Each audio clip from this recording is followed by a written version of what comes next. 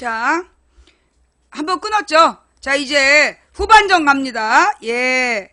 자, 지금 망치 부인이 다루고 싶은 뉴스는 추미애 기소권. 예, 추미애 기소권. 제가 뭐라 그랬어요? 박근혜 정부에서 선거 끝나고도 이렇게 당당했던 이유는 총선 때 야당이 여소야대가 되고, 여소야대도 이 야당이 굉장히 많은 숫자가 됐단 말이야. 새누리당이 127석밖에 안 돼. 그럼 170석이 무소속이거나 야당이란 얘기야. 그럼에도 불구하고 박근혜가 전혀 개의치 않고 막 나갈 수 있었던 이유는 뭐 때문이냐? 두 사람을 믿었다. 누구하고 누구? 박지원하고 추미애. 자, 왜냐? 추미애가 지금 이번에 선거법 위반으로 기소된 사건은요, 이미 선거 기간에 문제가 대두됐던 내용이래. 선거 기간 동안에 문제를 제기한 거야. 그래서 그게 지금 선거법, 그러니까 막 추미애가 막 농민 쇼를 하고 돌아다니다 갑자기 아프다 그러면서 모든 일정을 취소하고 서울로 돌아왔을 때 이게 기소될 것 같다는 걸 알았었던 것 같아. 그래서 모든 일정을 취소하고 아마 무마를 하려고 했었겠지. 그런데 지금 결국은 이제 이 추미애가 그 허위사실 유포 혐의로 지금 이제 선거법 위반으로 기소가 된 거야. 근데 선거법 위반에서 허위사실 유포면 굉장히 큰 죄가 돼요. 굉장히 큰 죄야. 근데 이제 이번 사건은 일단 객관적으로 볼 때 무슨 내용이냐? 추미애가 옛날에 자기가 국회의원이 됐다면 해낼 수 있었던 일이었고, 어떤 동부지검인가? 동부지검을 이 광진으로 유치하기로 결정이 났었다. 근데 자기가 떨어지면서 그 일이 제대로 이루어지지 않았다는 식의 발언을 했다는 거야. 근데 이제 그게 지금 허위사실이다라고 저쪽에서 걸었단 말이야. 그러니까 이 진위 여부가 애매한 상황이에요. 근데 좌우지간 이걸 걸었다라는 건 사실 진짜 별로 중요하지 않은 말이야. 가령 선거에서 허위사실 유포는 뭐냐?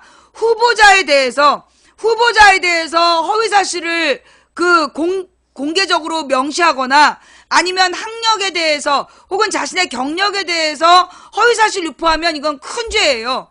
근데 사실 이 내용은 그렇게 뭐 당장 공약에 대한 것도 아니고 옛날에 자기를 회상하면서 쓴 내용이기 때문에 이걸 무슨 허위사실이라고 건다는 것 자체가 웃기는 거야. 이걸 걸 거면 새누리당 싹 걸어야 돼. 새누리 127명 싹 걸어야 되는 거야. 그런데 지금 추미애를 걸어놓는 이유는 뭐냐? 추미애를 묶어두는 거야. 왜? 선거법 위반, 이 선거법은 내가 얘기했잖아. 선거법 내가 가기 전부터 얘기했잖아. 선거법은 국가보안법과 마찬가지다. 야당은 유죄, 여당은 무죄. 그래서 지금 선거법으로 추미애가 그 벌금이라든가 이걸 맞으면 벌금 100만원, 300만원 이상인가? 그리고 또는 징역을 맞게 되면, 징역형에 처해지게 되면 집행유예에 처해진다 하더라도 배지를 떼는 거야. 그러니까 이제 추미애는 박근혜 정부에게 뭘 맡기게 된 거야? 목줄을 맡기게 된 거야. 지금 박지원이가 100만원 이상이에요? 나도 100만원 이상인 줄 알았는데 어떤 기사에 300만원이라 그래서. 100만원 이상 맞지? 근데 300만원으로 나온 건 뭐야? 기사 한번 찾아봐. 나도 100만원 이상이면 그 벌금 100만원 이상이면 배지를 떼는 걸로 알고 있었는데 오늘 읽은 내용에는 300만원 이상으로 나와 있더라고. 100만원 이상 맞죠? 좌우지간. 그래서 추미애가 가족이 300만원, 본인은 100만원, 본인은 100만원, 그 가족은 300만원. 오케이. 좌우지간. 그래서 지금 벌금형에 100만원 이상의 벌금형에 처해진 배지를 떼는데 이 선거법이라는 게요. 이게 애매한 거야. 나 봐봐. 나를 허위사실 유포했다고 잡아넣었다가 나중에 사실적시라고 징역 6개월, 허위사실이라고 징역 8개월로 잡아넣었다가 사실적시로 징역 6개월 때렸잖아. 같은 행위에 대해서 어느 법원은 허위사실이라고 얘기하고 어느 법원은 사실이라고 얘기해. 이게 뭘 얘기하느냐? 귀에 걸면 귀걸이, 코에 걸면 코걸이라는 거야. 지들 멋대로 벌 주고 싶으면 벌 주고 벌 주고 싶지 않으면 벌 안 줄 수 있는 그게 선거법의 문제라고. 그런 걸 이용해서 지금 추미애 목줄을 잡아놓은 거야. 자, 그렇다면 추미애가 할 수 있는 선택은 딱 하나야. 당대표 그만두는 거. 지금 추미애가 할 수 있는 일은 당대표 그만두는 거야. 왜냐? 지금 추미애가 이미 기소가 됐고, 그러면 이 기소로 재판의 결과가 날 때까지 추미애의 모든 행동은 의심을 받게 돼 있어. 그렇잖아. 추미애가 지금 한쪽에 목줄이 매달려 있는데 추미애가 뭘 제대로 할 수 있겠어? 안 그래? 당연히 안 그만두겠지. 그러면서 대선을 말아먹겠지. 내가 그 여자 그럴 거라 그랬잖아. 내가 뭐라 했어?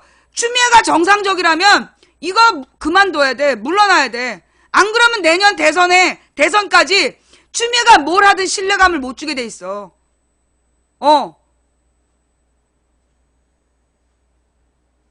그럼 누가 해? 이해찬도 있고 김부겸도 있고 사람이야 많지. 안 그래? 결국 추미애를 밀어붙인 애들, 결국 걔네들의 야심이 이런 일을 만든 거야. 내가 볼 때는요, 추미애는 내가 그랬잖아. 봉고 버려 할 때까지 안 그만두래라고. 봉고 버려 할 때까지 안 그만두래야. 내가 뭐라 했어? 추미애를 막 지지하는 문재인 지지자들이 추미애를 디립다 찍어줬어. 그 이유가 뭐냐면 추미애가 되면 공정한 경선으로 뭐 문재인을 후보 만들어줄 거라고. 택도 없지. 추미애가 제일 먼저 얘기한 게 이재명이 대통령 후보라고 얘기한 거야. 아무도 이재명을 그때까지 대통령 후보라고 공식적인 발언 안 했어. 추미애가 당대표 되자마자 이재명이 대통령 후보라고 얘기했어. 그리고 난 다음에 낙곰수 애들이 몽땅 다 이재명한테 줄 서고, 그 다음에 김재동 2011년에 안철수 띄울 때 썼던 김재동 또 돌리고. 그래서 지금 내나 똑같잖아. 낙곰수하고 김재동이 2012년에 안철수 띄우더니 지금 이번에는 이재명 띄우고 있어. 내 말이 맞아 틀려? 내가 지금 잘못 보는 거야? 내가 지금 잘못 보고 있는 거냐고. 내가 김재동 띄울 때 뭔가 수상하다. 이 사람은 너무 띄워주지 마라. 얘 이렇게 띄워가지고 어느 특정 대선 후보한테 쓸까 겁난다. 내가 그거 미국 가기 전에 한 얘기 아니야. 미국 가 있는 동안에 딱!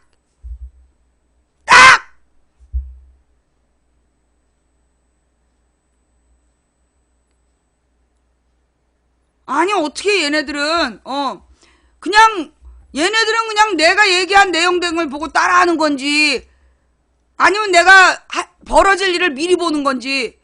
어쩜 이렇게 100% 맞아떨어지냐고. 100%. 아주 역사가 반복이 돼요. 2011년에 김재동 청춘 콘서트 기억나지? 청춘 콘서트 막 김재동 팔아가지고 김재동 띄워서 안철수 팔았어. 그게 2011년 청춘 콘서트. 그때 안철수를 띄우는데 일조했던 게 김어준과 낙곰수였어. 안철수가 중도 세력을 모아서 문재인한테 아름답게 단일화해준다나? 끝까지 안 했다고. 끝까지 안 했잖아. 그지? 그리고 솔직히 얘기해서 낙곰수는 문재인 선거운동 한 거 아니야. 안철수 선거운동을 했지. 그지? 자, 그 다음 지금 내년이 대선인데 올해 김재동 토크 콘서트 띄워? 그러면서 김재동을 팔아갖고 이재명 띄워? 그 다음에 낙곰수 인원이 전부 다 이재명을 띄우려고 막 앞서서 돌아다니고 있어? 어떻게 이렇게 역사가 반복이 되냐고. 이렇게 비겁하게 행동을 하기 때문에 내년 대선이 위험한 거예요. 이게 또 이 낙곰수 지지자들 중에 덩다리들이 또 얼마나 많아. 나 진짜 또 말아먹겠지. 예. 좌우지간 추미애 기소에 대해서 지금 우상우가 편들어주면서 야권에 대한 탄압이다 어쩌다. 맞아요. 야권 탄압일 수 있어요. 그런데 내가 볼 때 추미애는 처음부터 박근혜에게 뭔가 잡혀있는 게 있는 애야. 추미애가 일단 기소가 됐다는 얘기는 당대표로서 당당한 발언 못한다는 얘기야. 박지원 봐. 지금 박근혜 명예훼손으로 고소당해 있으니까 결정적일 때 자꾸 박근혜에게 유리한 행동하잖아. 앞으로 추미애도 그럴 거라고. 그러니 추미애 대표에서 자르는 것밖에 방법이 없어. 근데 추미애가 대표를 또 안 물러날 거야. 그래서 결정적으로 말아먹게 생겼어. 어떡할 거야 이제. 이거 추미애를 당대표로 밀은 놈들, 그 년놈들이 책임져야 돼. 그 얘기하고 넘어가고요. 다음 이야기는 문재인 박영선. 자, 이제 문재인이 500명짜리 교수들을 모아가지고 싱크탱크를 만들었어. 싱크탱크를 만들어가지고 지금, 뭐, 김종인은 없어도 된다. 그 500명의 박승인가 뭔가 그 사람이 중도 세력을 모아올 거다. 그런데 결국 또 박승희 오자마자 욕먹고 있잖아. 제2의 김종인이라고. 그지? 자, 그런데 말입니다, 여러분. 김종인은, 지금 그 500명의 교수들은 지난 총선에서 뭐 했는데? 문재인의 싱크탱크로 들어갔다는 500명이 지난 총선에서 뭐 했냐고. 아무것도 안 했어. 지금 어떤 사람이 나한테 글을 보냈는데 뭐라고 보냈느냐 하면,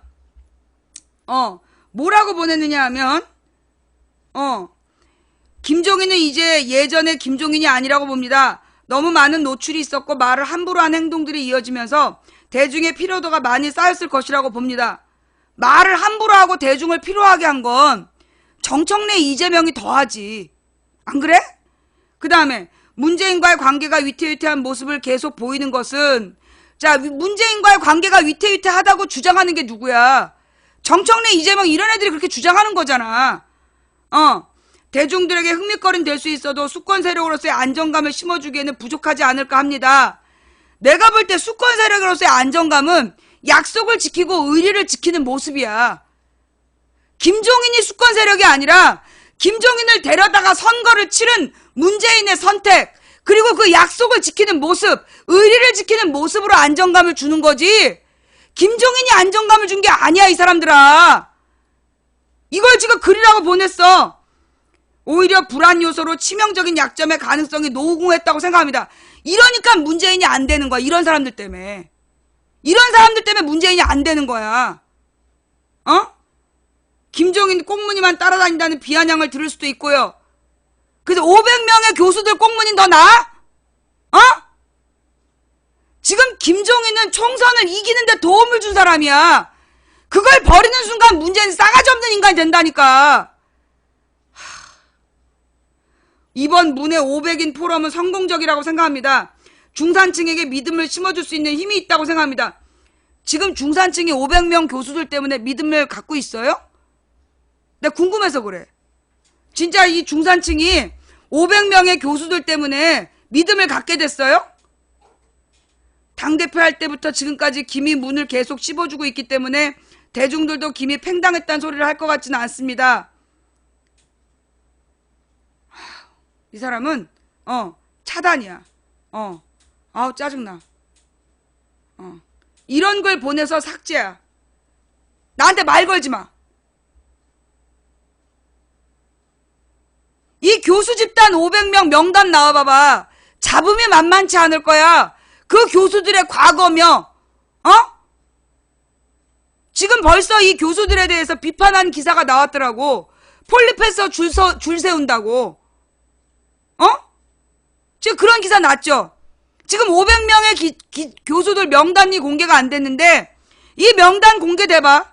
그러면 그 교수들에 대해서 일일이 다 무슨 사찰 들어갈 거고, 거기서 안 좋은 얘기들 몇 명만 나와도 문재인은 한 큐에 가. 두고 봐. 나 진짜. 그러니까 문재인 지지자들이 문재인을 잡아먹는다고 내가 그랬지? 자, 거기다가 지금 이제 문재인이 현재 문재인이 소위 중도 성향의 교수들을 500명을 모아가지고 성장을 중시한다라는 정책을 지금 발표한 거야. 지금 문재인이 500명의 중도 성향, 그러니까 그 중에 틀림없이 뉴라이트가 있을 거야. 지금 제대로 발표가 안 돼서 그렇지, 아마 그 500명 교수 명단 발표되면 난리도 아닐 거야. 두고 봐. 자, 문제는 뭐냐? 시기가 안 맞는 거야. 문재인이 지금 500명의 중도 경제학자들을 모아가지고 그 무슨 성장을 지금 강조하고 있는데, 나는 문재인이 이건 시점을 잘못 잡았다고 생각해. 왜냐? 지금이 뭐 하는 순간이야? 그 국정감사기간이야. 그러면 국정감사기간에 지금 뭐 하고 있는데, 지금 이 야당 의원들이 대기업이 중소기업 핍박하고 그런 부분들 지금 막 치고 있는 거 아니야. 다 같이 먹고 살자. 경제민주화 정책을 지금 막 펼치면서 국정감사 진행하고 있는데, 문재인이 성장 위주다 이러면서 대기업과 친한 교수들하고 정책을 지금 발표할 때는 아니라는 거야. 시점상 내년 봄쯤이라면 몰라. 내년 봄쯤이나 국정감사가 끝난 다음이라면 모르겠는데 지금 이 순간은 애매했다는 거야. 그러니까 지금 국정감사하고 손발이 안 맞아버린 거예요. 내가 지금 잘못 생각한 건가? 예. 지금 국정감사에서 대기업 비판하고 있는 거 아니야? 대기업에다가 전부 다 몰아준 사별관의 정책을 비판하고 있고 아니야? 내가 잘못 알았어? 그 지금 시점이 지금 이거는 나는 이번 문제는 문재인 측에서 괜히 이렇게 그 조바심을 보인 거라고 봐. 조바심을 보여준 거야. 내가 그랬잖아. 박원순이 70명 무슨 싱크탱크 만들었다고 내가 한 번도 긍정적으로 언급 안 했어. 그 교수들 싱크탱크 별 도움 안 된다고.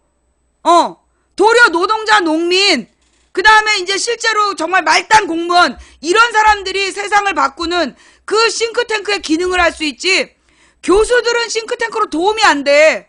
근데 박원순이 그걸 치고 나가니까 문재인 캠프에서 숫자로 때려 밀고 가자 그러면서 발표했는데 내가 볼 때 이거 나는 역풍이 불 거라고 봐. 내가 잘못 생각하는 건가? 나는 이 교수들, 이 500명이라는 교수들 명단 보자 하면 난 틀림없이 딴 얘기 나올 거라고 봐. 왜냐하면 그 교수들 중에 학생들한테 전부 다 잘한 사람이 있겠냐고. 각 학교별로 애들이 이 교수 이상한 교수인데 얘기하기 시작하면 별 도움 안 돼. 내가 지금 잘못 생각하는 거야? 이게 나는 조급함의 발로라고 봐요. 조급함의 발로야. 지금 문재인이 해야 되는 이야기는 국정감사 기간에는 경제민주화 얘기를 했어야 돼. 국정감사 기간에는 경제민주화 얘기를 하면서 같이 먹고 살아야 된다. 그 얘기에 방점을 찍어야 되는데 내가 그 문재인은 나는 그런 방향으로 얘기하고 있다고 알았어. 잘못한 거예요? 지금 문재인은 내가 볼 때 문재인은 실제로 경제민주화적인 발언을 했어. 며칠 전에. 그지? 그런데 지금 이 문재인의 500명의 싱크탱크를 띄우는 쪽이 난 따로 있는 것 같아. 그건 내가 볼 때 소위 누구를 쫓아낸 김종인 쫓아낸 놈들이 김종인보다 더 많은 싱크탱크 데려왔다는 그걸 보여주기 위해서 오바지를 하다가 결국 문재인하고 어긋난 거라고 봐. 나는 지금 문재인은 도리어 약자에게 중심이 되는 그런 이야기를 하고 있다고 나는 봤거든? 내가 잘못 본 건가? 근데 지금 500명의 싱크탱크를 막 홍보하는 새끼들은 김종인을 잘라놓고 김종인 자른 것 때문에 수권 정당으로 능력이 사라진다라고 비판을 하니까 그 변명거리를 찾다가 지금 도리어 문재인 얼굴에 똥칠한 거라고 나는 본다고. 아닌가? 내가 지금 미국 갔다 왔고 감이 떨어진 거예요? 여기 한국의 현실을 잘 모른 거예요?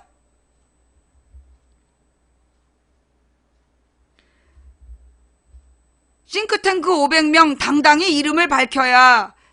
결국 이름을 안 밝혔구만.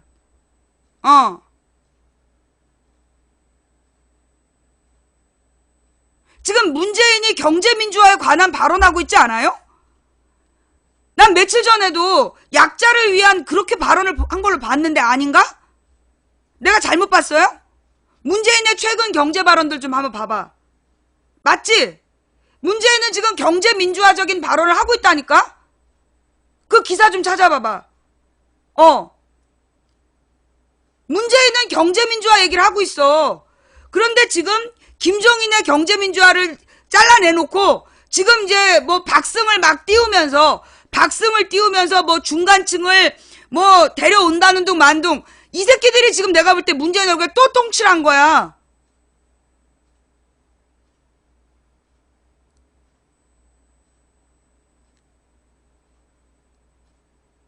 이게 문재인의 한계라니까.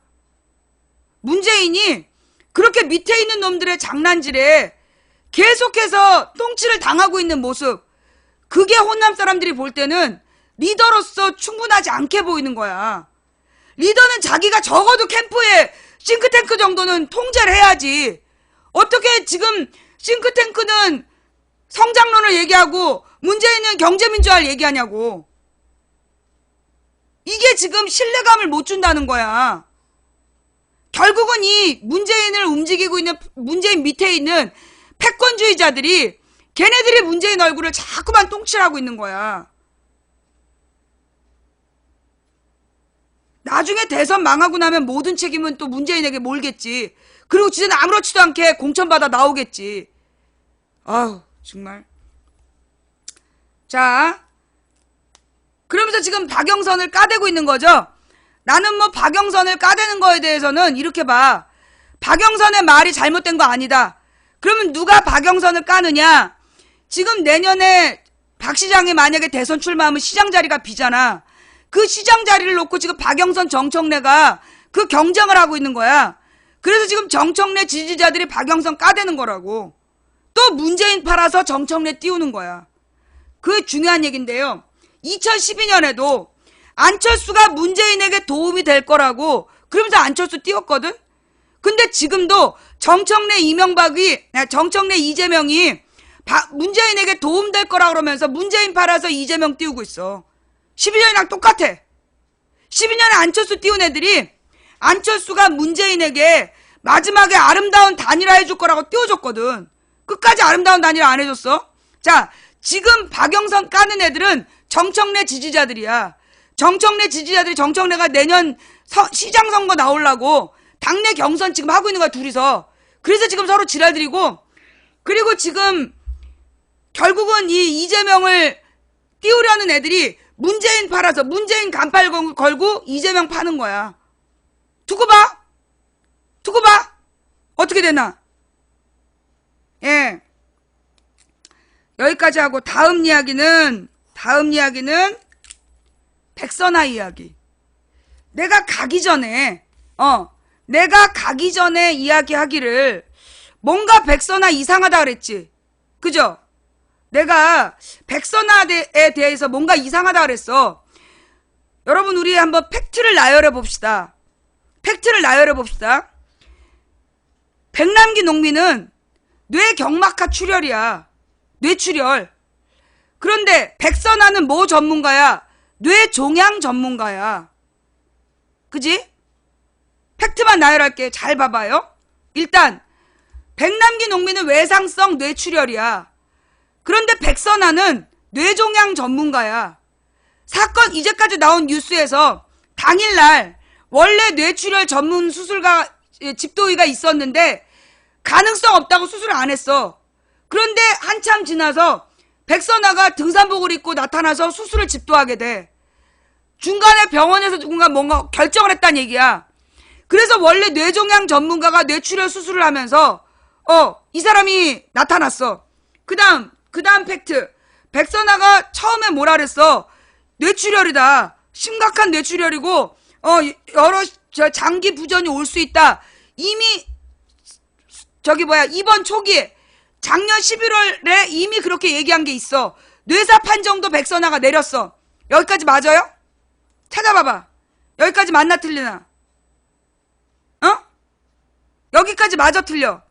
자, 백남기 농민은 외상성 뇌출혈이야. 뇌출혈. 그런데 뇌종양 전문가가 주치의야. 그 다음에 사건 당일에 뇌출혈 전문가가 따로 있었는데 얘가 수술을 안 하고 한참 지나서 백선아가 와서 수술을 했어. 그지? 자, 그 다음 그 다음 팩트는 뭐냐? 사망진단서 누가 썼어? 백선아가 썼어? 레지던트가 썼어?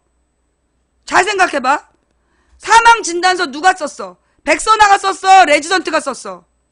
레지던트가 썼어. 그지? 그런데 그 레지던트는 잠적을 했어.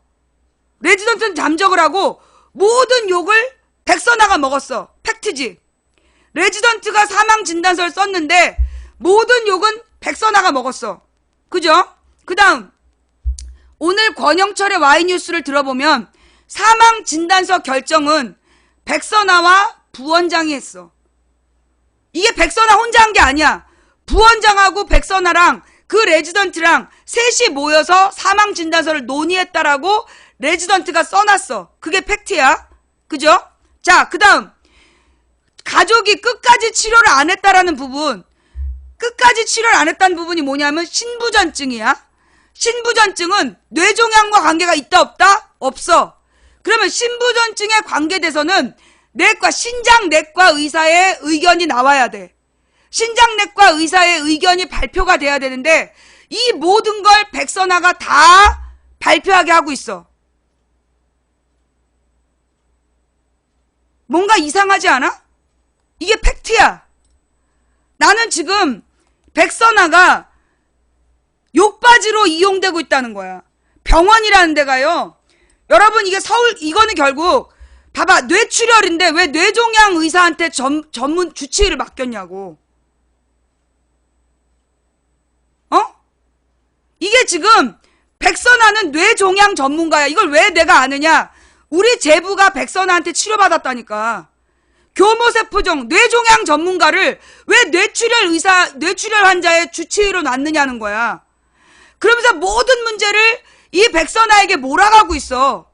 자, 그런데 말이에요. 뭔가 이상한 게 한두 가지가 아니야. 내가 적어놨는데, 뇌사 판정한 사람이, 자, 첫 번째 팩트. 맨 처음 뇌사 판정한 게 백선아다. 그지? 사망 진단서를 쓴 의사는 따로 있다. 그리고 부원장과 백선아가 같이 썼는데, 같이 의논을 했다고 되어 있어. 그런데 왜 백선아만 욕을 먹느냐는 거야. 세 번째, 이건 여러 의사가 관련되어 있고 신부전증 치료에 관한 문제는 신장내과 의사가 입장을 발표해야 돼. 그런데 왜 백선아한테 모든 입장을 발표시키느냐고. 이게 뭐가 안 맞아. 자, 그런데요. 내가 우리가 겪은 개인적인 이야기인데 우리 동생이 이제 우리 제부가 이제 쓰러져갖고 서울대병원에 간 거야. 서울대병원 응급실로 들어갔는데 그 침대가 없다고 바닥에 눕혀놓은 거야, 환자를. 그래서 바닥에 눕혀놨는데 그 레지던트랑 그 의사들이 가망성 없다고 요양병원으로 가라 그랬대. 입원을 안 받아준다 그랬다는 거야, 우리 제부를. 그런데 그 백선아 선생이 아니다, 내가 치료해보겠다 그러면서 입원 지시를 내렸대. 근데 입원 지시를 내리고 한참 시간이 지난 다음에 그 백선아 선생이 와가지고 왜 아직도 입원을 못했느냐고 화를 냈다는 거야. 근데 우리 동생은 그때까지도 이 사람이 백선아라는 걸 몰랐고 어떤 관계인지 몰랐대. 근데 이 사람이 그때가 신정 연휴 기간인데 날마다 혼자 오더라는 거야. 근데 여러분 박사 정도 되면 절대 혼자 안 와요. 평일에 아침에 쭉 와갖고 그냥 한번 씩 얼굴 한 2, 3초 보여주고 가고 그 밑에서 막 그 레지던트 애들이 막 줄줄줄줄 외우고 옆에 사람들 쫙 데리고 와가지고 세과시하고 가는 게 끝이야. 근데 이 사람은 날마다 휴일에도 와서 우리 제부를 봤다는 거야. 그래서 우리 동생이 그렇게 높은 사람인지 몰랐대. 과장인지 몰랐다는 거야. 나중에 알고 보니까 신경외과 과장이더래. 근데 그 사람이 다른 의사들 다 필요 없고 그냥 매일매일 와갖고 환자를 직접 보고 갔다는 거야. 그러면서 어떤 간호사들한테 어떤 지시를 내리거나 그런 게 아니라 그냥 보고 갔다는 거야. 그래서 우리 동생은 이 사람이 나중에 이게 신경외과 과장이라는 거 깜짝 놀랐다는 거예요. 그런데 그때도 어떤 일이 있었냐. 이 레지던트나 이런 애들이 계속 퇴원시켜야 된다고 주장을 했대. 근데 백선아 선생만 아니다, 끝까지 최선을 다해보겠다. 그러면서 이제 방사선 치료를 그 밑에 있는 의사들은 안 하겠다는 걸 백선아가 막 주장해갖고 그래서 간신히 방사능 치료를 받았다는 거야, 입원해서. 그 밑에 있는 애들이 백선아를 개무시했다는 거야. 자, 그러면 지금 모든 문제를 백선아에게 다 뒤집어 씌우는 거. 자, 여러분, 그 다음에 팩트. 네 번째 팩트.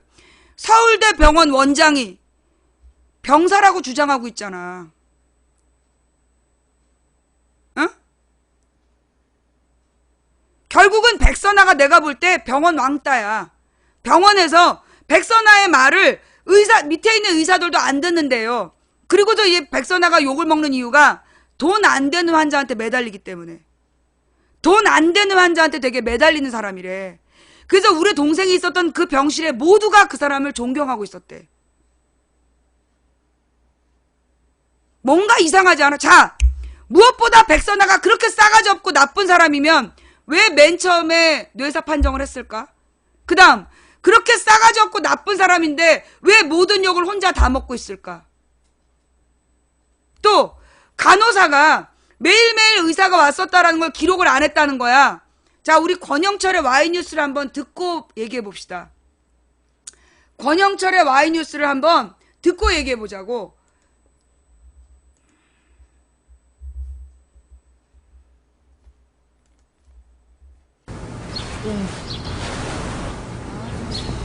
잠깐만요. 권영철 선임 기자 어서 오세요. 안녕하십니까. 예, 오늘 Y뉴스 뭐 가지고 오셨어요? 김현정 앵커는 추리소설 좋아하시나요? 추리소설은 그렇게 뭐 많이 읽는 편은 아니에요, 솔직히.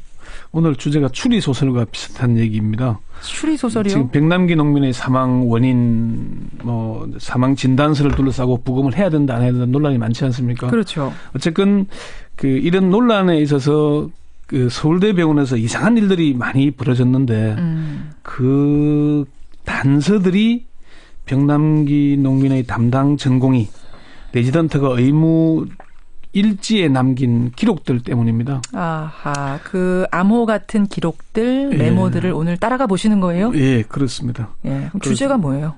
왜 백남기 전공의는 암호 같은 메모를 남겼을까 이렇게 주제를 정해봤습니다. 왜 그런 메모를 남겼을까? 우선 그 암호 같다는 메모는 어떤 메모입니까?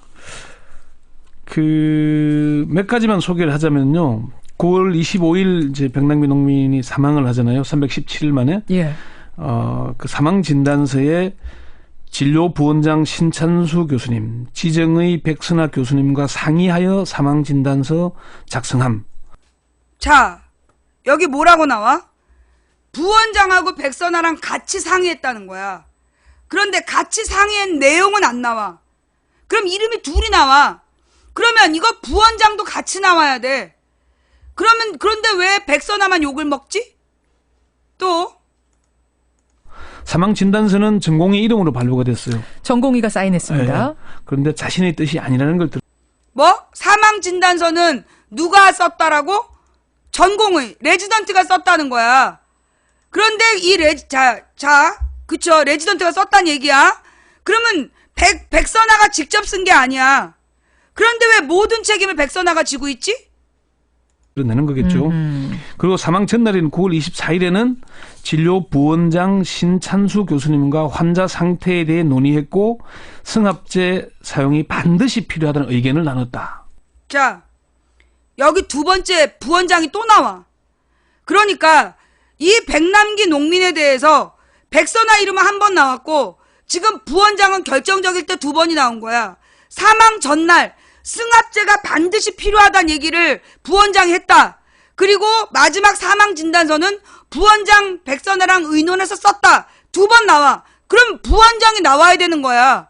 사망 전날 그렇게 중요한 결정을 내린 사람이 따로 있는데 왜 뇌종양 전문 백선아가 모든 화살을 다 맞는 거지?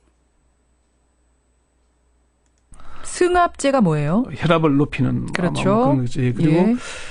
또 법률팀과 상의하였고 의학적 결정 또한 무시할 수 없다고 상의되는데 말이 상의고 의견을 나눴다는 거지 사실은 지시를 받았다는 거잖아요. 아하. 표현을 그렇게 했을 겁니다. 예. 이것뿐만 아니고 9월 22일에는 진료부원장실에 이렇게 전달 보고를 했고 9월 6일자 진료부원장 또 나와. 이 모든 문제에 진료부원장이 연관되어 있는 거야. 세 번째 나왔어. 그지? 진료부원장이 지금 또 나왔어. 보고를 진료부원장한테 했다고 그러잖아. 무기록지에는 환자의 신체와 존엄이 훼손되지 않는 방향으로 고민하겠다고 약속했다. 이런 표현들까지 있습니다. 존엄이 훼손되지 않는 방향으로 고민하겠다고 약속했다? 이런 경우는 부검이 안 되도록 그런 의미 아니겠어요? 이미 쓰러졌을 때부터 계속 300일 넘게 입원하고 있는데 새롭게 부검을 해서 시신을 훼손해야 될 이유는 없다. 이런 의미가 아니겠냐고 보이는데 서울대 병원의 한 20년 가까이 된 중견 간호사가 그런 얘기를 하더라고요. 네. 대부분은 숨기는데 부원장과 상의, 교수와의 상의 이런 건 처음 봤다. 그렇게 얘기를 하더라고요. 의무 기록에 평소에도 이런 메모들을 남기는 거예요? 그렇지 않습니다. 지시를 받았으면 지시 받은 내용, 이게 외인사라고 지시 받았으면 외인사, 병사라고 쓰라고 지시 받았으면 병사라고만 기재하지 누구의 지시를 받았다, 누구와 상의했다, 뭐 이런 얘기는 안 쓴다고 합니다. 예. 현직 한 신경외과 전문의는 통상 지시 받은 대로 쓴다, 이런 건 아주 이례적인 일이다, 이렇게 얘기했고요. 예. 서울대병원 노조의 한 집행부 임원은 10년 후를 고민한 의무 기록으로 봤다. 그렇게 얘기를 했습니다. 자, 그렇다면 뭐 이게 추리 소설이라고 좀 말씀하셨으니까 당사자는 지금 전화도 안 되는 거잖아요. 만날 수도 없고. 예, 뭐 전화번호도 이것도 웃겨. 사망 진단서를 쓴 레지던트는 잠적했다는 거야. 모든 문제는 이 사망 진단서에서 시작됐잖아. 사망 진단서를 쓴 건 레지던트야. 그런데 모든 욕은 백선아가 먹었어. 그러면 그 레지던트는 완전히 잠적해 있을까요? 고 페이스북도 찾아보니까 뭐 그런 매트릭스에 있던 기록도 사진도 바꿨고. 그래요. 네. 그러니까 이제 권영철 기자가 이 단서들을 가지고 추정을 하시는 건데, 유추를 하시는 건데, 네. 유추하기에 왜 이런 메모를 남긴 것으로 보입니까? 나중에 끝에 보면 나오는데요. 얘가 돌아와서 일하고 있어요. 잘 들어봐. 뭐 그 해당 전공의가 평소 꼼꼼하게 메모하고 기록하는 스타일이기 때문에 그랬는지, 예. 아니면은 자신의 이름으로 하지만은, 이걸 뭐 수명을 하지만은 내 뜻이 아니라는 걸 드러내기 위한 것인지는 확인하지 못했습니다. 그 김현정이 그 말대로 접촉이 안 되고 있어서. 예. 일단 해당 전공의가 이런 암호 같은 메모를 남긴 첫 번째 이유는 흔적 내지는 단서를 남기기 위한 것이라는 분석입니다. 흔적 내지는 단서. 왜 그 뭐 추리소설 읽다 보면은 조그만 단서들, 흔적들 이런 걸 따라가다 보면은 범인이 나오잖아요, 나중에. 그렇죠. 네. 신경외과 전문의인 김경일 전 서울시립동부병원장은 전공의가 이런 메모를 남긴 건 일부러 그랬을 거다. 드라마나 소설 등에서 누군가 납치되면서 그 흔적을 남겨놓은 것과 같다. 잡혀가면서 뭐 신발 한 짝 떨어뜨리고 이런 것처럼. 그렇게 하지 않았다면은 거의 몰랐을 것이다, 이렇게 얘기를 했습니다. 두 번째는 전문직인 의사로서 최소한의 양심의 발로가 아니겠는가 하는 분석입니다. 이보라 녹색병원 호흡기 내과 과장은 양심을 걸고 양심에 부담스러우니까, 양심에 걸리니까 그런 메모를 남긴 것 같다면서, 이런 메모를 남기지 않으면은 주치의의 책임이 되니까, 사인한 사람 책임이 되니까. 예, 위에서 시킨 대로 할 수밖에 없었다는 근거를 남긴 게 아닌가, 그렇게 봤습니다. 주치의는 레지던트야. 여기서 중요한 얘기. 주치의가 레지던트야. 그런데 왜 백선아에게 모든 걸 덮어 씌우냐고. 주치의가 레지던트라니까? 1992년 군대 내 부정선거 사실을 폭로했던 이지문 한국청년운동본부장, 이지문 중이라고 하면 사람들이 그렇죠. 잘 알아들을 겁니다. 예. 다른 직업보다 더 서열이나 집단 문화가 강한 의사라는 테두리 안에서 공개적으로 말할 수 없지만, 그렇다고 그냥 지나치기에는 어려운, 부끄러운, 또는 최소한 의사의 양심으로 본다 얘기를 했습니다. 세 번째는 비슷한 표현이지만 이게 소극적 저항이 아니냐는 분석도 있고 적극적 저항이라는 분석도 있습니다. 교수와 레지던트의 관계는 뭐 김현정 앵커는 절대 복종이죠. 잘 알죠. 예. 그래서 지시를 거부하거나 적극적. 원래요, 여러분 어떻게 되는 거냐면 소위 특진이라는 게 있어. 특진이 뭐냐 하면 과장 교수들이 지시를 하는 거야. 조언을 하고, 레지던트가 원래 주치의를 하는 거예요. 원래 담당 선생, 그게 레지던트야. 맨날 와서 주사 놓고 혈압 재고 피 뽑아가는 건 인턴이고, 그 위에 레지던트가 3년차 이상의 레지던트가 주치의예요. 원래 그래. 그리고 그 주치의가 모든 일을 담당하면서 모든 치료도 다만 교수한테 물어봐. 교수한테 물어봐서 이 사람이 모든 치료를 책임지고 하는 거야. 그래서 담당 의사라고 그래. 그러면 이 백선아는 정확하게 얘기하면 주치의가 될 수 없어. 이건 뇌출혈이기 때문에 서울대 병원이 정상적으로 운영된다면 뇌출혈 담당 교수가 주치의가 돼야 돼. 그런데 뇌종양 담당 교수를 주치의라고 내세운다는 것부터가 뭔가 말이 안 된다고. 아니면 담당 의사가 직접 나서서 뭐 어떤 의사랑 무슨 얘기를 했다, 어떤 의사랑 무슨 얘기를 했다, 이걸 밝혀야 되는 거야. 근데 좌우지간 얘는 잠수 타고 모든 문제는 맨 처음에 갑자기 불려와서 수술했던 백선아한테 다 뒤집어 씌우고 있는 중이야. 그러면서 자기네들이 원장 이하에 지네들이 모여서 이건 병사로 가야 된다는 회의 결과를 백선아 입으로 공개하게 한 거 아니냐. 이게 백선아 혼자 주장이라고 막 뉴스에 나왔어. 잘 찾아봐. 병사라고 주장한 게 서울대 병원 원장이야. 그런데 백선아 혼자서 병사라고 주장한다는 자극적인 기사들이 나오고 있어. 뭔가 이상하다고. 다시 더. 으로 정할 수 없는 관계라고 합니다.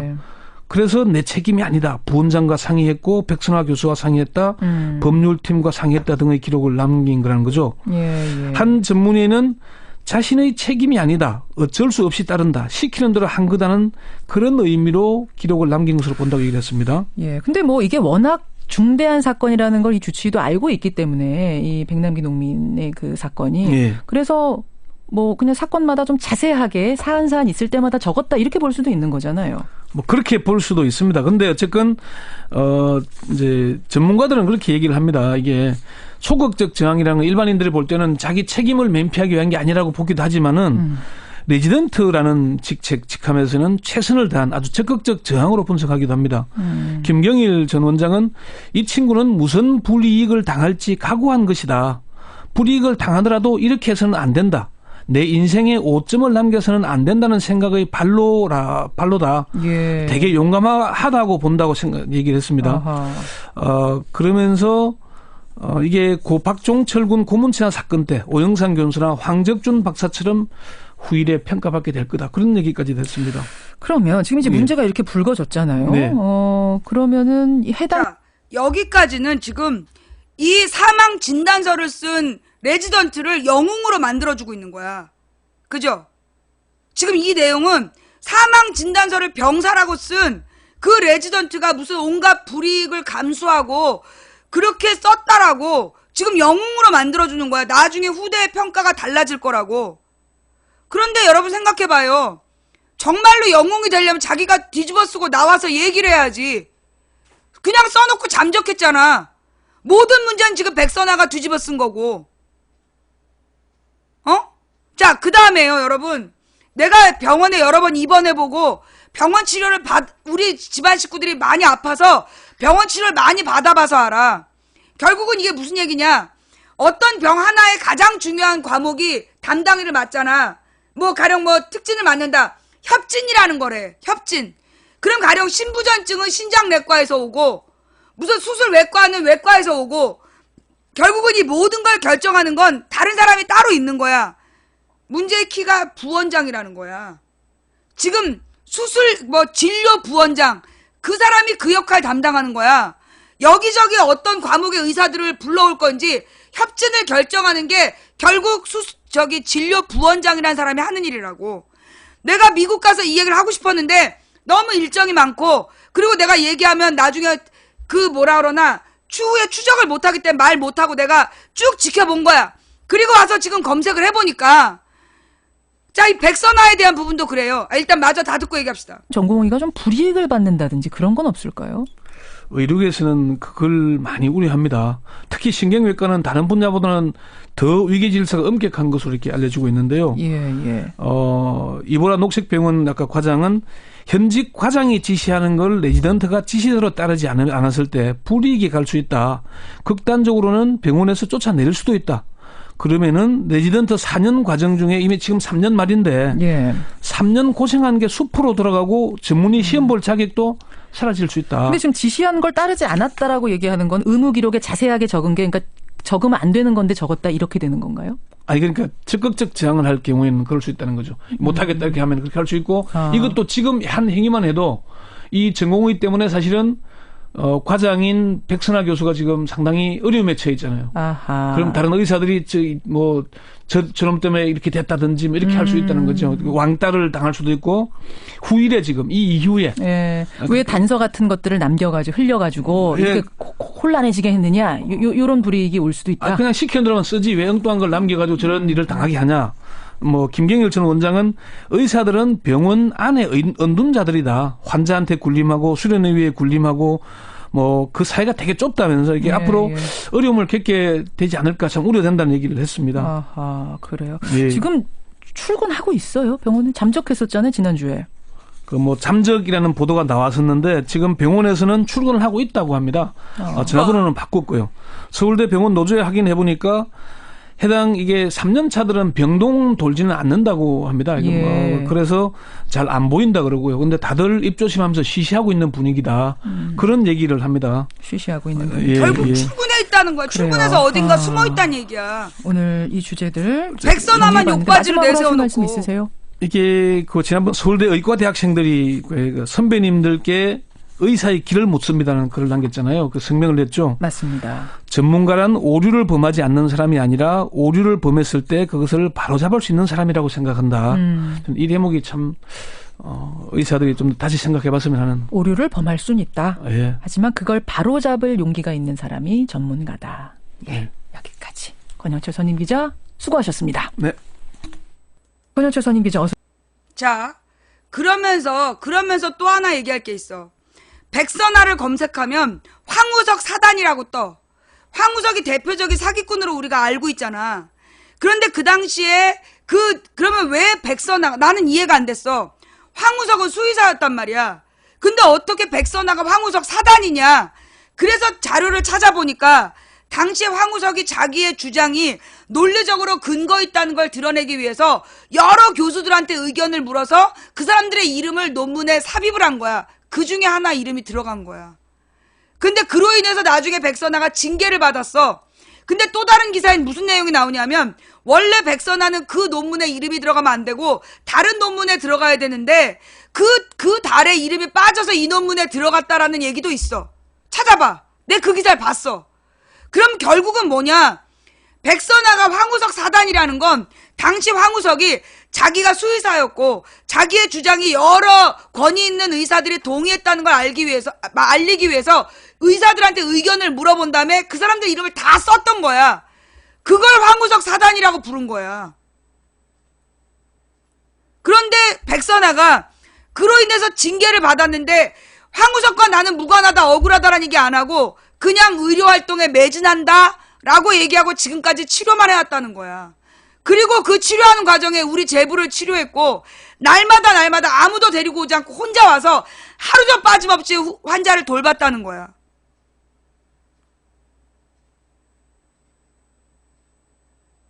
이게 팩트야.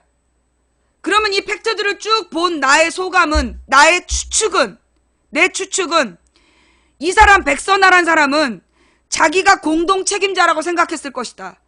그리고 서울대 병원의 집단적 결정, 특히 원장이 주장하는 병사라는 결정을 대신 발표하는 거 아닐까. 왜?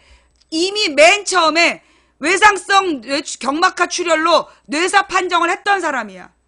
그 사람이 마지막에 입장이 바뀐 거야. 가족들이 치료를 거부해서 환자가 병사했다는 주장은 병원의 주장이야. 이걸 백선아의 주장이라고 쓴 일부 몰지각한 기사가 있는데 찾아봐. 병원장의 주장이야. 병원장이 자기네들의 사망 진단서가 잘못되지 않았다라고 주장했다는 건 병원장의 결정이란 얘기야. 내 말이 틀려? 내가 병원 시설 많이 져봤고 우리 가족들이 병원 시설 많이 져봐서 알아. 의사들이요. 예, 의사들이 그 의사를 평가하는 기준 난 딱 하나야. 뭐 명성이 높고 이런 거 다 필요 없어. 환자를 대하는 태도, 그걸 보면 이 사람이 진짜 의사냐 아니냐 알 수 있어. 그런데 날마다 아무도 오지 않는데 혼자서 와서 환자를 보고 갔다는 의사, 그런 사람은 절대 나쁜 짓 안 해. 내가 하는 한. 내가 이제까지 48년 동안 병원에 다니면서 내가 몸으로 깨달은 바는 국제적으로 이름 있는 의사들 지가 하는 거 아무것도 없어. 돈만 받아. 개고생을 레지던트가 하는 거야. 그런데 레지던트도 따라오지 않는데 세과시도 하지 않고 혼자서 와서 조용히 환자를 보고 간 의사라면 나는 이런 사람이 나쁜 짓 할 사람은 난 아니라고 봐. 그러면서 지금 앞뒤가 안 맞아. 그러면서 백선아는 내가 볼 때 지금 욕바지로 백선아 띄우는 거 아니냐고. 뭔가 이상해. 이건 시스템의 문제야. 내가 병원을 내가 많이 다녀봐서 아는데 경막하 뇌출혈 담당자를 왜 뇌종양 의사를 시키냐고. 그것부터가 말이 안 돼. 이거 모든 결정은 치료 부원장 그 사람이 한 거 아니냐고. 그래서 이 레지던트가 기록에 3번, 4번 부원장을 기록해 놓은 거야. 그런데 모든 덤태기는 지금 백선아가 욕을 대표로 먹고 있잖아. 이상하지 않아? 뭔가 이상하지 않냐고.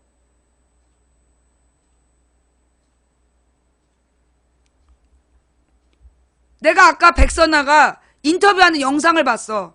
국감에 나온 거. 모든 보도에 백선아 말이 잘려 있더라고. 한성교관가 누구가 물어봐. 날마다 치료한 거 맞냐? 간호사 기록엔 없다. 그게 자기가 매일 갔는데 간호사가 바빠서 못 본 모양이다. 난 백선아 말이 맞다고 봐. 백선아란 사람은 매일매일 자기 환자를 혼자 와서 챙기고 가. 근데 여기 무슨 얘기가 나오냐면, 그러면 왜 그 간호사가 기록을 반드시 해놓는데 왜 기록이 없느냐? 의료사고를 대비해서 기록을 의사가 다녀가면 반드시 기록한다라고 주장하고 있어. 그 말의 논리적 모순이 뭐냐 하면, 자, 간호사한테 의사가 아무런 처치 지시를 안 하면 의료사고가 안 나. 그래서 그 의료사고를 대비한 기록은 어떤 의사가 와서 무슨 조치를 내렸다, 그걸 기록하는 거야. 그런데 백선아는 매일 와서 환자를 쳐다보고 간 거야. 이상이 없나? 그러면 기록에 남지 않아. 그런데 아주 백선아란 사람이 나쁜 사람인 것처럼 지금 기록하고 있는 거야. 야, 쳐다보고 갔는데 의료사고가 나니? 내가 평생 동안 병원 신세를 져봐서 알아. 병원 가본 사람들, 병원에 입원해본 사람들, 뭔 말인지 알아듣겠지? 이거는 병원에 입원해본 사람들은 다 아는 얘기야. 그것도 여러 번 입원해본 사람들은 시스템을 파악할 수 있는 일이라고. 이게 뭔가 이상해. 그럼 이 모든 이야기의 시작은 어디서 왔냐? 주진우 기자가 맨 처음에 서울대 병원에 대해서 썼던 기사, 거기서 모든 문제는 시작돼. 아니야? 맨 처음에 주진우 기자의 기사 때문에 모든 사람들이 백선아와 서울대병원에 대해, 그러니까 처음에는 서울대병원 원장에게로 초점을 맞췄어. 그런데 어느 순간 백선아에게로 몰아가더니 계속 백선아를 욕을 하고 있는 거야.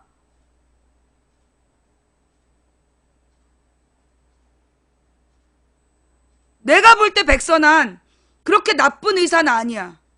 그렇게 다른 사람의 죄를 자기가 덮었을지언정 자기 죄를 다른 사람에게 얘기할 사람 아니라고 봐. 우리가 겪은 백선아는 그랬어. 잘못됐을 수도 있는데, 정말 백선아가 나쁜 의사이고 뭔가 잘못됐을 수도 있는데, 내가 이제까지 만난 수십 명의 의사 중에 날마다 혼자 와서 환자를 보고 간 의사 중에 나쁜 놈은 없었어.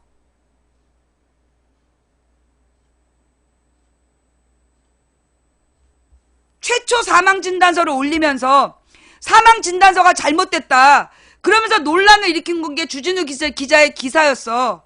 그리고 나중에 그 영장 청구에 대해서도 막 얘기를 했는데, 그때 그 영장에 대해, 사망진단서와 그 영장에 대한 문제, 그거 조국이 맞았잖아.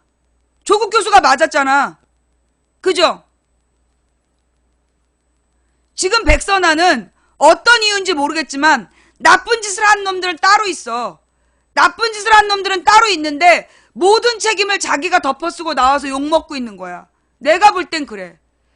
내가 알고 있는 병원 상식으로는, 내가 치료를 받아보고 막 했던 상식으로는 이게 앞뒤가 안 맞는 상황이야. 그런데 이게 사람들이 솔직히 다 같이 떼지어서 백선아를 욕하니까, 그리고 병원에 나처럼 많이 가서 입원해보거나 치료받지 않은 사람은 병원 시스템을 몰라. 그러니까 문제를 제기하지 못하고, 그것도 병원 얘기야. 전문가들이 나와서 떠드니까 잘 모르니까 멍하니 듣고 있는 거 아니야. 근데 내가 치료받아본 경험에 의하면 이거 백선아 뭔가 기사 수상해. 나한테 욕하려면 욕해. 뭔가 이상해. 앞뒤가 안 맞아. 뇌출혈 환자 주치를 왜 뇌신경외과 과장더러 시키냐고. 그런데 보면 이미 어디에 주치의의 그 진료 기록에 답은 있어. 실제로 자주 등장한 거 백선아가 아니라 진료 부원장이다. 모든 중요한 결정은 진료 부원장하고 한 거야. 그러면 진료 부원장이 나와서 대답을 해야지. 근데 보니까 백선아란 사람이 우리의 경험이야. 우리 제부를 입원시키라고 입원 조치를 했는데 그 밑에 있는 놈들이 안 한 거야. 말을 안 들었대. 그래서 우리 제부는 그 뒤로도 하루 동안 바닥에 누워 있었다는 거야. 한마디로 끝발이 안 서는 의사야. 백선아를 그 밑에 있는 의사들이 무시하는 거야. 그 이유는 뭐냐? 백선아가 돈 안 되는 환자들을 계속 붙들고 있기 때문이래. 우리 제부 같은 사람 그냥 내보내라고, 요양병원으로 보내라고. 왜냐하면 이 베드에다가 돈 되는 의사들, 돈 되는 환자를 받아야 되는데 치료를 끝까지 해보겠다고 붙들고 있으니까, 그러니까 병원에서 그런 의사들은 뭐가 돼? 왕따가 돼. 그런 의사랑 어울리면 성공도 못해. 병원이 그래. 그리고 지금 서울대병원 원장은 막 선거를 통해서 원장이 된 사람이야. 이 모든 문제의 책임은 원장과 그 치료 부원장이 져야 될 문제라고.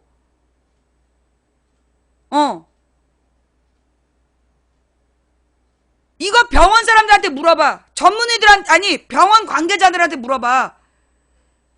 내가 옛날에 의사들 다니는 병원에 의사들이 있는 교회 다녔던 사람이야. 그리고 내가 이제까지 입원도 많이 했고 병원 치료를 늘 받아봤어. 종합병원에. 우리 엄마 서울대병원, 세브란스 병원 다 다녀봤고, 우리 아빠 10년 병원 치료해봤어. 우리 조카 30년 동안 혈우병 때문에 우리가 병원 치료를 얼마나 많이 받았는지 몰라. 그래서 아는 거야. 이거 경험한 사람들만이 아는 병원 시스템이라고. 이거 뭐가 앞뒤가 안 맞아. 여러분 주변에 있는 의사들한테 한번 물어봐요. 이게 말이 되냐고. 결국은 백선아라는 사람한테 주치의를 맡겼다면 이건 서울대병원 시스템의 문제야.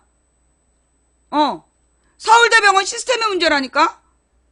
그런데 이 백선아를 욕바지로 세워놓고 끊임없이 뉴스로 언급하는 게 뭔가 수상해. 내가 볼 때 백선아를 팔아서 다른 뉴스를 가리는 거야. 내가 볼 때 지금 백선아와 백남기 농민의 사망 진단서 논란은, 나는 이게 백남기 농민을 때려 죽인, 아니 물대포로 죽인 건 박근혜 정권이야. 여러분, 왜 백선아 백남기 얘기만 나오고 박근혜와 경찰청장은 안 나오냐고. 이 기사들이 웃기지 않아? 지금 물대포를 쏘라고 그 임명한 게 박근혜고, 물대포 쏘라는 그놈은 막 승진을 했고, 결국 물대포를 쏴서 뇌출혈이 된 거야. 근데 박근혜 얘기는 한마디도 없어. 그래놓고 최순실. 그러면서 최순실을 띄우는 것도 난 솔직히 수상해. 결국 박근혜 욕바지를 최순실로 띄우는 거 아니냐고. 조윤선 최순실 돌아가면서 박근혜 욕바지 시키는 거 아니야? 옛날에 이명박 욕바지를 안상수 시켰듯이?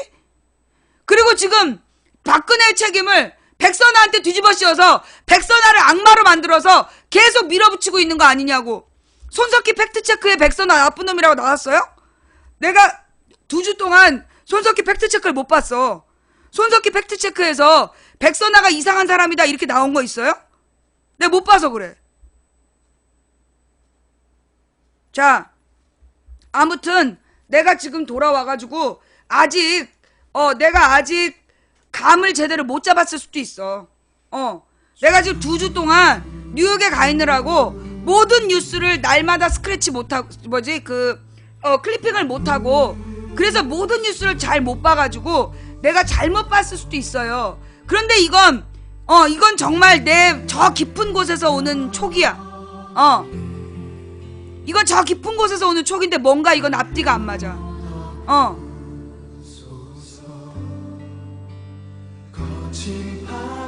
백남기 영장에서 강신명과 살인 미수 혐의는 삭제됐다. 죄인들은 가리고 엉뚱한 사람이 지금 모든 죄를 뒤집어쓰고 욕먹고 있는 상황이야. 지금 내가 나열한 팩트만 한번 점검해봐. 내 말에 논리적인 모순이 있으면 써줘봐요. 내가 고칠게. 내일 방송에서. 좌우지간 내가 지금 보는 건 뭔가 이상해.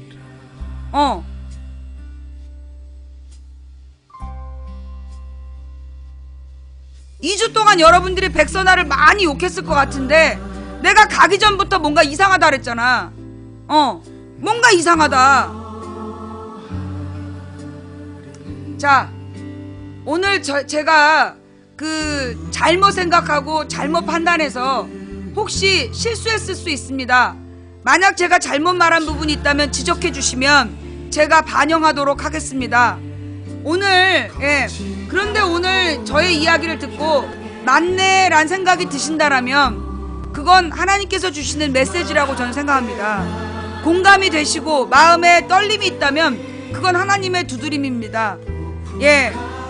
저는요 언제나 강자와 약자 사이에 중립은 없다고 생각합니다. 가해자와 피해자 사이에 중립은 없다고 생각해요. 명백하게 이건 박근혜 정부가 가해자이고 백남기 농민이 피해자예요. 그런데 왜 모든 욕을 서울대 병원이 지고 있죠? 이상하지 않아요? 서울대 병원이 죽였어요? 가해자는 박근혜야. 박근혜 정부의 경찰이라고. 그런데 왜 모든 욕을 서울대병원 백선아가 지고 있어? 이거 이상하지 않아? 왜 어떻게 2주 동안 모두가 그 부분을 무시할 수 있냐고. 나 진짜 내가 뉴욕에서 힘들었던 이유가 그런 거야. 내가 모든 뉴스를 보고 내가 확신 있게 얘기해야 되는데 내가 뉴욕에 묶여 있어서 분명하게 이 문제를 추적하지 못하니까 내가 확신 있게 말을 못했는데 미국에 있을 때도 나는 끊임없이 뭔가 이상했어. 발표된 뉴스가 앞뒤가 안 맞았다니까. 근데 맨 처음에 이 뉴스를 보도한 사람들이 그런 방향으로 몰아갔다고 봐. 그래서 모든 사람이 길을 잃었어. 이건 부검 영장 문제도 아니고 사망 진단서 문제도 아니야. 물대포를 쏜 박근혜가 문제야. 왜 박근혜 욕을 아무도 안 해? 나 진짜. 제가 틀렸을 수도 있는데요. 좌우지간 내가 볼 때는 그렇더라 이거지. 자, 오늘 방송 여기까지 할게요. 오늘 방송 어떻게 들으셨나요? 오늘 방송 마음에 드셨나요? 마음에 안 드셨다면 안 오셔도 되고요. 마음에 드셨다라면 업 눌러주세요. 지금까지 업 해주신 2,700분께 감사드리고요. 아까 방송 본 게 3,000 몇백 명이 봤는데 3,500명 넘게 보는데 역시 800명이 역시 800명이 지금 추천 안 하고 튀었어. 너희들의 정체가 뭐냐? 업해주신 모든 분께 감사드립니다. 후원해주신 그리고 이제 꿀잼 눌러주신 모든 분께 감사드리고요. 후원해주신 모든 분들께도 감사를 드립니다. 일일이 감사 인사 못 드린 점 대단히 죄송합니다. 그럼에도 불구하고 후원해주신 분들 덕분에 오늘 망치부인 방송 당당하게 진행할 수 있었습니다. 자, 오늘 각방에서 고생하신 매니저님들 수고하셨고요. 이 방송을 녹화 떠서 유튜브와 팟캐스트에 뿌려주시는 참새장님, 풍행국님 감사드립니다.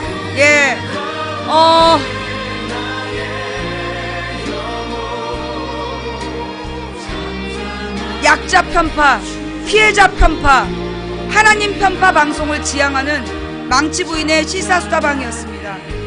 오늘 망치부인의 시사수다방을 통해서 여러분이 한순간이라도 희망을 느끼셨기를 소망합니다. 상식이 통하는 합리적인 민주사회에 가난해도 행복한 서민이 되고 싶다라는 망치부인의 꿈은 여전히 계속되고 있습니다. 그게 되겠냐? 말이 쉽지? 저는 말도 쉽지 않고 쉽게 이루어질 일이라고 생각하지 않습니다. 그러나 된다고 믿든 안 된다고 믿든 당신의 믿음대로 될 겁니다. 한 사람이 꾸는 꿈은 꿈일 뿐이지만 백인이 꾸고 만인이 꾸면 현실이 된다고 했습니다. 중지 동천이라고 무리가 모여 뜻을 모으면 하늘을 움직일 수 있다고 했습니다. 우리가 가는 길은 갈만한 길이라서 가는 게 아니라 가야 할 길이라서 가는 거다. 오늘 우리의 절망이 누군가 포기해서 생긴 거라면, 오늘 우리가 포기하지 않으면 내일의 역사는 우리 손으로 바꿀 수 있다. 이기기 어려운 싸움에서 지지 않는 단 하나의 방법은 싸움을 포기하지 않는 것이다. 인간의 가치는 그가 품고 있는 희망의 질량에 비례하니까. 자, 오늘 방송 여러분께 도움이 되셨길 바라고요. 마음에 안 드셨다라면 대단히 죄송합니다. 들어주신 모든 분께 감사드리고요. 후원 못해서 미안해요 하시님들, 생방송 처음부터 끝까지 들어주시는 거, 그게 가장 큰 후원인 거 아시죠? 감사합니다. 망치부인이었습니다. 내일 낮 2시에 만나요. 감사합니다.